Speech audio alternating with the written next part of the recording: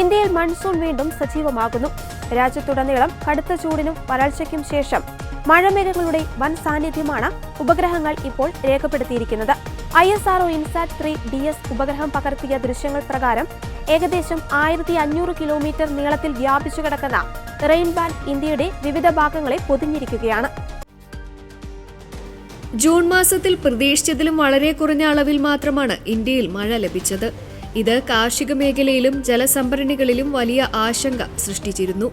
വിതയ്ക്കൽ വൈകുകയും കടുത്ത ഉഷ്ണതരംഗം അനുഭവപ്പെടുകയും ചെയ്ത സാഹചര്യത്തിൽ ജൂലൈയിലെ ഈ പുതിയ മാറ്റം വലിയ ആശ്വാസമാണ് നൽകുന്നത്. വടക്കൻ ഇന്ത്യ ഉൾപ്പെടെയുള്ള മേഖലകളിലാണ് മഴമേഘങ്ങളുടെ സാന്നിധ്യം ശക്തമായിരിക്കുന്നത്. ISROയുടെയും മറ്റ് കാലാവസ്ഥാ ഉപഗ്രഹങ്ങളുടെയും പുതിയ കണക്കുകൾ പ്രകാരം മൺസൂൺ കാറ്റുകൾ കൂടുതൽ കരുത്താർജിക്കുന്നതായാണ് കാണുന്നത്. 1500 കിലോമീറ്റർ നീളത്തിൽ നീണ്ടുനിൽക്കുന്ന ഈ മേഘപാട വടക്കൻ സംസ്ഥാനങ്ങളിലേക്ക് നീളുന്നത് മഴയുടെ അളവ് ഗണ്യമായി വർദ്ധിപ്പിക്കുമെന്നാണ് കാലാവസ്ഥാ നിരീക്ഷകർ കണക്കുകൂട്ടുന്നത്. വരും ദിവസങ്ങളിൽ മധ്യവടക്കൻ ഇന്ത്യയിൽ മഴ ശക്തമാകുമെന്നും ഇത് കാർഷിക പ്രവർത്തനങ്ങൾക്ക് വലിയ ഉണർവ് നൽകുമെന്നും പ്രതീക്ഷിക്കുന്നു.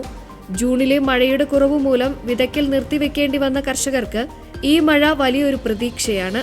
മണ്ണിലെ ഈർപ്പം വർദ്ധിക്കുന്നത് കാർഷിക വിളകൾക്ക് ആവശ്യമായ സാഹചര്യമൊരുക്കും. കൂടാതെ ദീർഘകാലമായി തുടരുന്ന അമിത ചൂടിൽ നിന്ന് ആശ്വാസം ലഭിക്കുന്നത് സാധാരണക്കാരുടെ ദൈനംദിന ജീവിതത്തെയും മെച്ചപ്പെടുത്തും. എങ്കിലും അമിതമായ മഴ ഒറ്റയടിക്ക് ലഭിക്കുന്നത് വെള്ളപ്പൊക്കം പോലുള്ള സാഹചര്യങ്ങൾക്ക് കാരണമാകുമോ എന്ന കാര്യത്തിലും അധികൃതർ ജാഗ്രത പുലർത്തുന്നുണ്ട്. കാലാവസ്ഥാ വകുപ്പ് നൽകുന്ന മുന്നറിയിപ്പുകൾ കൃത്യമായി നിരീക്ഷിച്ചു വരികയാണ്. മൊത്തത്തിൽ ഇന്ത്യയുടെ മൺസൂൺ കാലയളവിലെ വലിയൊരു തിരിച്ചുവരവിനാണ് ജൂലൈ ആദ്യവാരം സാക്ഷ്യം വഹിക്കുന്നത്.